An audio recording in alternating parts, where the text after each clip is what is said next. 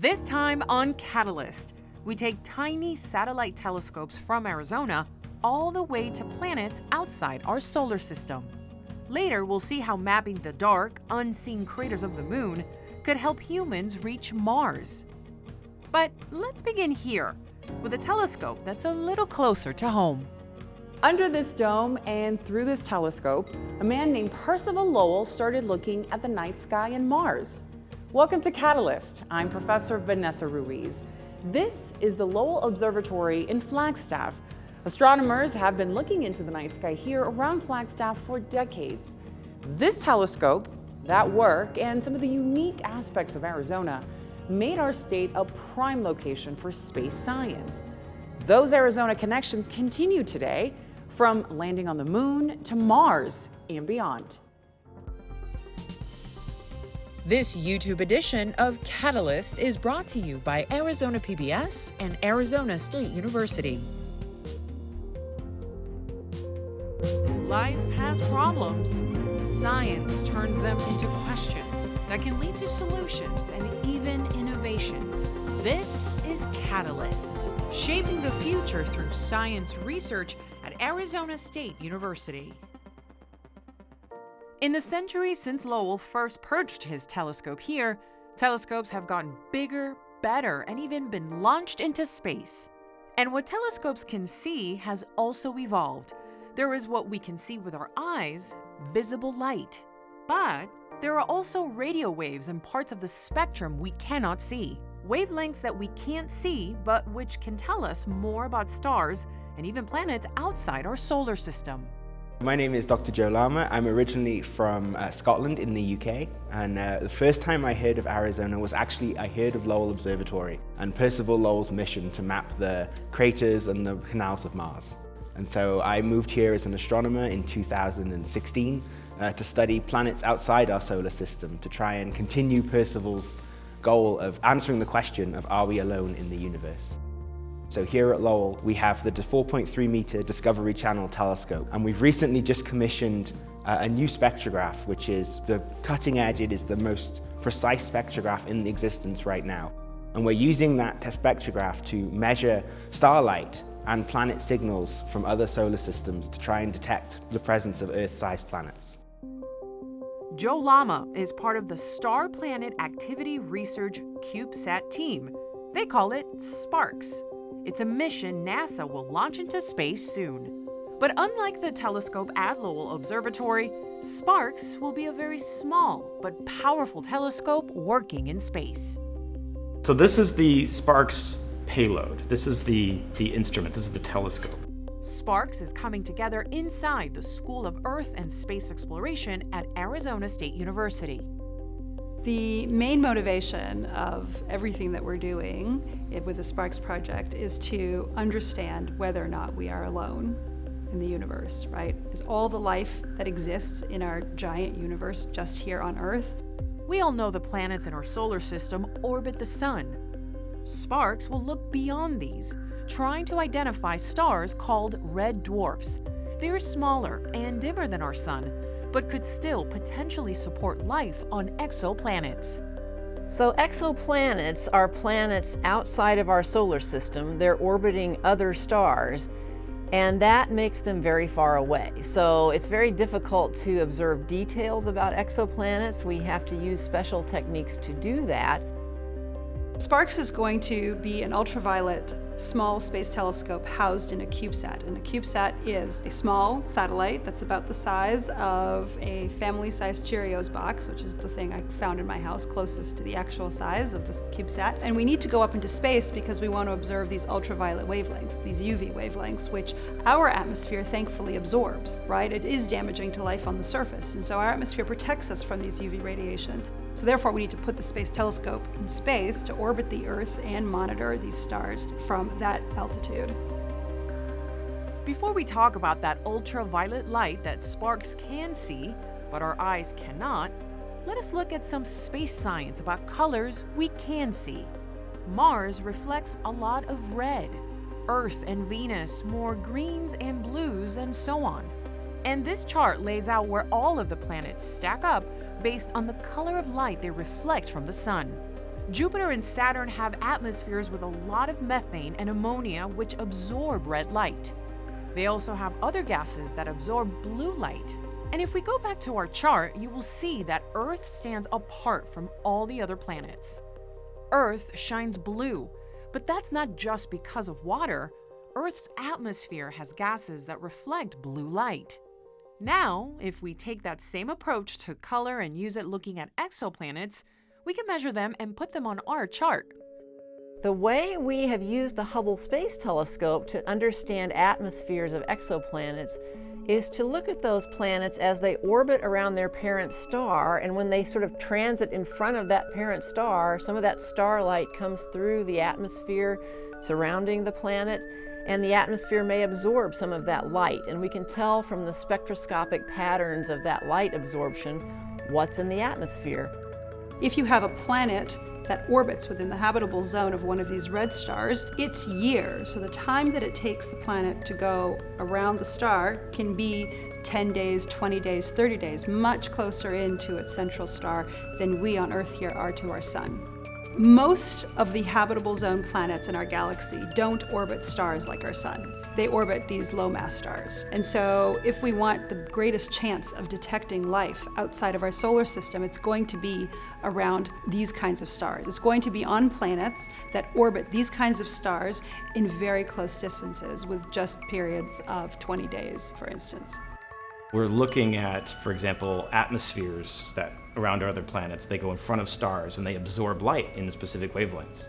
But if those stars are flaring all the time, if they are blasting the planet with UV radiation, they do all kinds of gnarly things to the atmosphere. And so we're looking to see how much UV radiation, how much sunburn are these planets getting? And if it's a lot, then that could mean that the kinds of things that we see when we point, say, for example, James Webb, which is this big, huge telescope that's going to look for lines in atmospheres and things like that and try to see if there's life, it will tell us whether there's something there or it's just being blasted by the star from flares.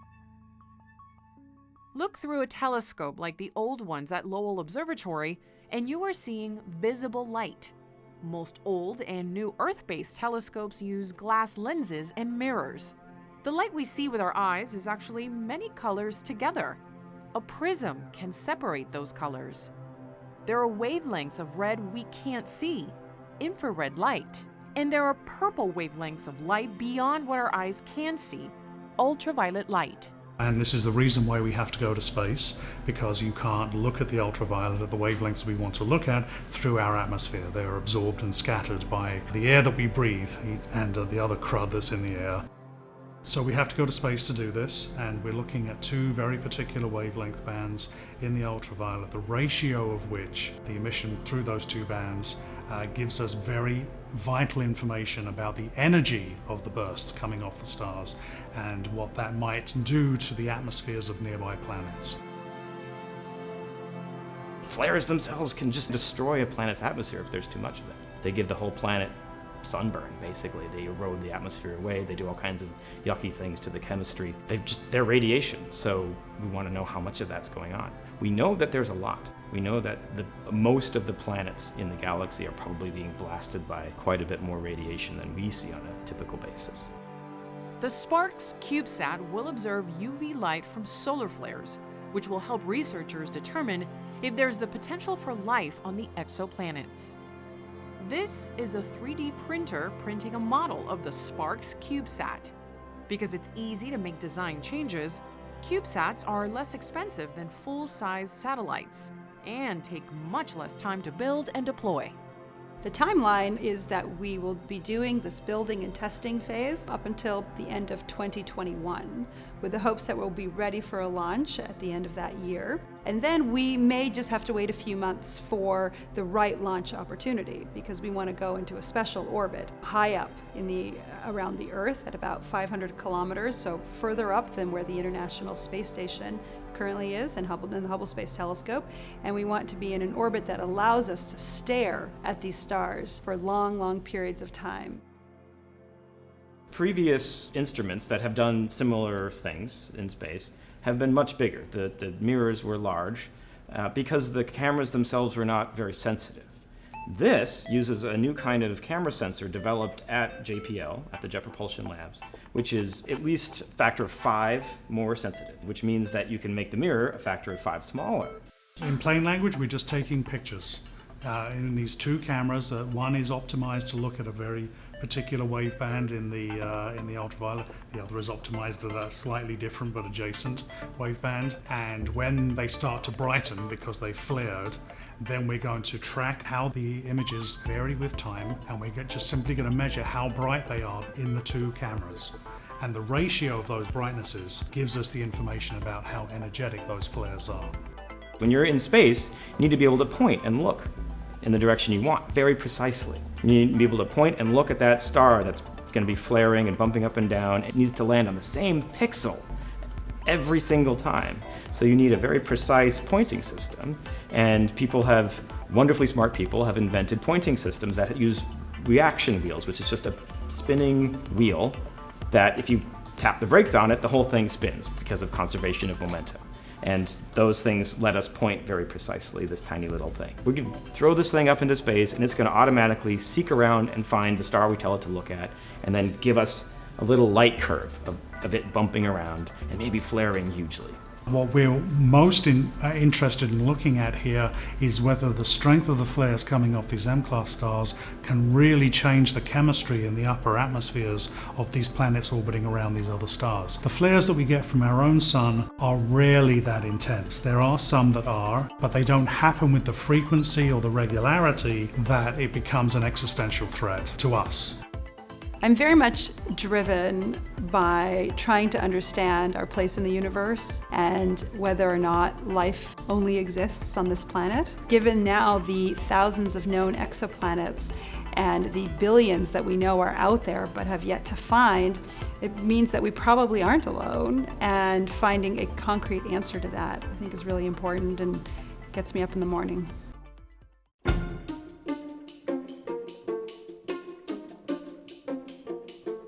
We're inside Kartchner Caverns. As far as we know, no human stepped inside of these caves before the two explorers who found all of this in 1974. Now there is some low-level lighting installed to help you enjoy it all on a walking tour. But those first two guys who came inside had nothing but headlamps in the darkness. Now that it's all lit up and open for tours, it's a stunning reminder that amazing new things might be waiting for us in other dark places. Places like the dark parts of the moon, what scientists call the permanently shadowed regions. You can see Earth's water from space, but finding water on the moon sounds like a search for the impossible. During the initial exploration of the moon and the analysis of all the return samples from the Apollo and the lunar missions, we thought the surface of the moon was dry. But more recent missions, like Lunar Prospector, LCROSS, and Lunar Reconnaissance Orbiter, have not only shown that the surface of the moon has a global hydration, but there are actually high concentration of ice water in the permanently shadowed regions of the lunar poles. Over the last 15 to 20 years, NASA has sent 2 large spacecraft, room-sized spacecraft, to the moon. And they have made maps of water at the moon. Moon isn't a place you think of as having a lot of water, but we found it at the poles where there's not a lot of sunlight that's hit these regions. And so these are some of the coldest places in the solar system.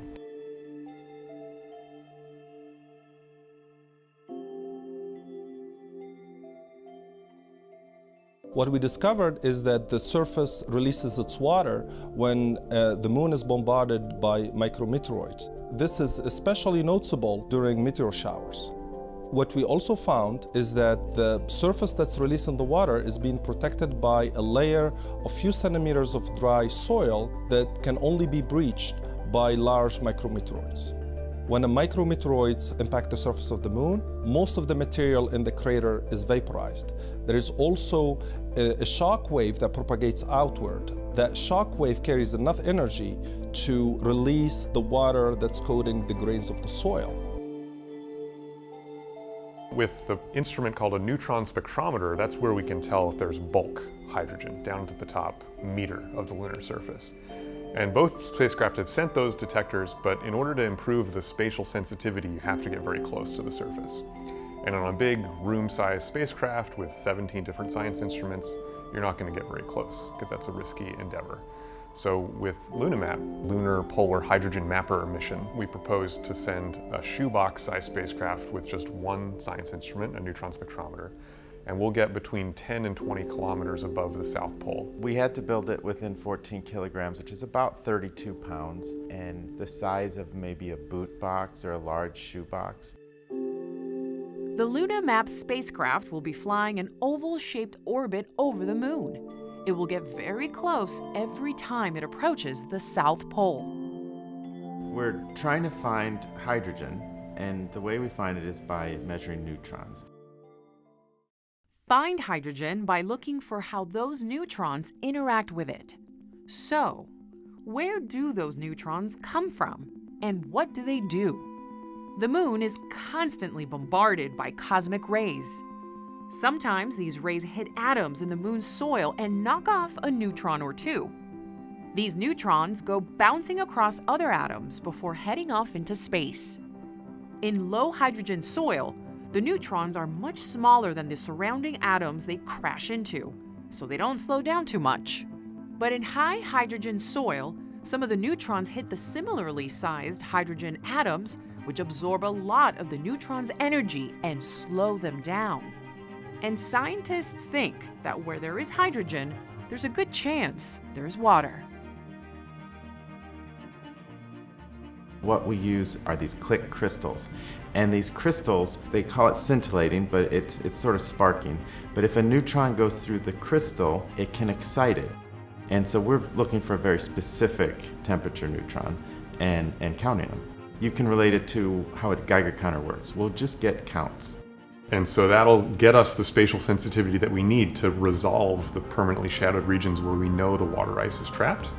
And we can make maps at the scales of sort of within permanently shadowed regions to tell if it's in the middle, if it's in the corner, where we might want to land in the future, rovers or future human missions to the moon. It'll also help us unravel the geologic history of the moon. So we don't understand how this water ice got there, how it's distributed throughout the moon, and so we'll be able to resolve that question as well.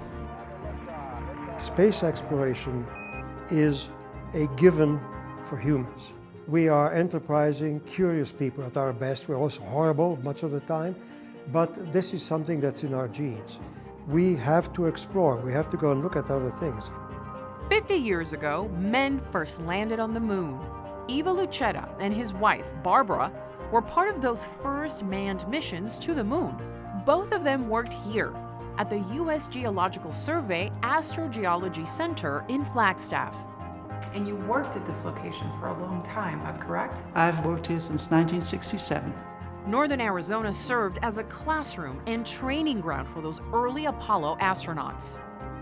This is one of the very few places in the world where you can see two different kinds of craters, volcanic and impact. Meteor crater is a premier example in the world, probably, of an impact crater that can be studied very nicely.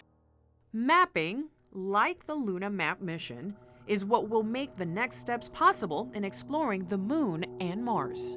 Does it ever cross your mind, Jim, when you're doing these maps, the long-term impact they may have? For example, one day, your work could help potentially put someone in Mars. Yes, absolutely. I think about it all the time. And so when we're going through this kind of armchair exploration and discovery, I feel like what we're looking at could be touched by somebody in the future. Sure, the rockets and landers get all the attention, but long before you blast off, you've got to do the mapping. The orbiter pictures have, as you can see, this funny striping. And that is because these are actually photographs that were taken on board, real photographs. And then they were scanned in these little strips. And these little individual strips, they couldn't send the whole picture back. They didn't have the capacity. So they sent back all of these little strips. And then on Earth, they recomposited these strips into the picture. We see faults and folds and channels that nobody's ever seen before. We see a fluvial history, we see a volcanic history, we see all kinds of things. And then on top of that, we see places that you might go, that humans might go. And that's fascinating because now we're thinking about things in terms of, it's not urban planning, but it's certainly getting in that direction, is where are the resources? And resources in this case can be sunlight and can be, minerals and water, but it can also be aggregates that you might push together to make berms to shield a habitation unit from an oxygen tank or things like this. To me, it's amazing to think that we've gone from little strips, strip by strip, of photographs being sent over to Earth from space to what we see nowadays in terms of the technology and the software. And you, Barbara, have sort of been there for all of it, and you've seen those changes. And now it's a cornucopia. I mean, it's unbelievable what's going on. You don't know where to turn. There is so much to study. But in the beginning, it was pretty much straightforward. And I like that. Slim pickings. Yes, but you could let your imagination run wild. And I did. That's amazing. It wasn't until these big NASA missions in the 90s and early 2000s that we made these maps and identified enrichments of water ice at the poles. So that was unknown during the Apollo era, and we've been trying to understand the distribution and abundance of it ever since. Rocket's this big, and we're in this sort of center ring. So the capsule comes off the top, and inside the ring we're tucked away, and they'll release us, and we have to then start a timer, and we wait 12 seconds, and people say, well, why 12 seconds? Well, 12 seconds gives us enough time to get out of the ring and far enough away that if we open up, we won't hit anybody else. We don't want to just go back to the moon for 2 or 3 days. We want to go back to the moon for extended periods of time. We want to live off the land, find those resources, utilize them for breathable air, for water, and eventually by turning that material into rocket fuel. And how might we use the moon as a staging point for going elsewhere in the solar system? It's really hard to get fuel off of the Earth. A lot of our rockets, most of the mass is spent just bringing fuel if we want to get elsewhere into the solar system. So if you want to get into Earth orbit, you have to carry all that fuel that you need to get somewhere else. So if you want to go to Mars, you have to bring all the fuel that you need to get to Mars, and that's expensive. We want to be able to use the water, the resources that are at the moon for rocket fuel to perhaps enable deeper space exploration and eventually going on a Mars. I want to make sure that we keep in mind that 10 years ago we wouldn't have really known where these resources are without the great Lunar Reconnaissance Orbiter spacecraft, LRO, a spacecraft which, by the way, has a camera based out of Arizona State University. And without that data, we wouldn't have the groundwork, the framework where we would understand where to go when we do inevitably return to the moon. So if the fuel is already at the moon, you can go to the moon and get to Mars much easier if you have a sort of a gas station of sorts at the moon. This is all sort of very far in the future stuff, but we need to figure out how much water ice is there to use it as a resource or figure out if it's even possible. The spacecraft is the size of a shoebox, and our propulsion system is about 1/3 of that volume. It can provide enough force, it's less than a human hair dropping on a table.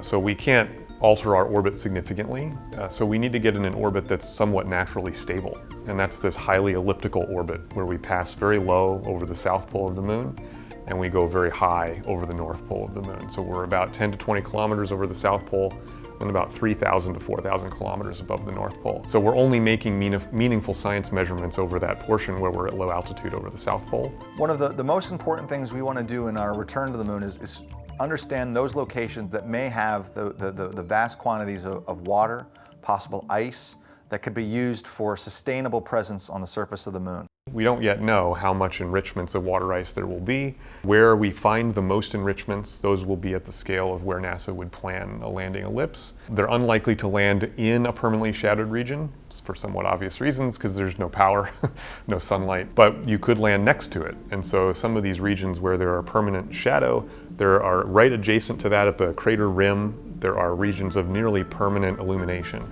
And so depending on where we find these enrichments, you could use that for future mission planning. When might we go and actually find and sample some of that water ice on the moon? NASA has just approved a rover mission to do just that. The hydrogen maps collected by LunarMap will help Viper, the Volatiles Investigating Polar Exploration rover. The space agency plans to land it on the moon's south pole in December 2022. If LunarMap does everything the team hopes, and in space that's always a big if, it will end its mission with a bang. LunarMap will slam into the moon's surface. all for the sake of science. We crashed, actually, on purpose, a probe called LCROSS, and that upper stage crashed into a crater called Cubesat, which is one of these permanently shadowed craters, and it kicked up a plume. The trailing spacecraft with all the spectrometers observed the plume and what was in it, and we saw about 5 weight% water ice, pure water ice, in that plume. Built spacecraft since the early 90s. It still wows me to work on something that's going to the moon and doing science that hasn't been done. It wakes me up in the morning. I think about it when I go to bed. It's great. You asked me about the end of the mission, and we don't like to think about it too much because, yeah, you're taking it. We've spent years developing this, and we're gonna just bury it into the moon. But it's better than having a derelict spacecraft just orbiting the moon with somebody else to hit. And maybe if they watch, the dust that gets kicked up, they can get some science out of that. If you think about that, something that I worked on and I touched and put all that, all of me into, is now going to be on the moon forever, because nobody's going to be able to go up and get it. Not for a long time anyway. That's a kind of cool thing. Thank you for watching Catalyst. I'm Professor Vanessa Ruiz. And because science always has new questions to answer, we'll be back soon with more stories. Catalyst is supported by Knowledge Enterprise Development at Arizona State University, advancing entrepreneurship, innovation, discovery, and knowledge for the public good. Subscribe to this channel to see more episodes of Catalyst on YouTube.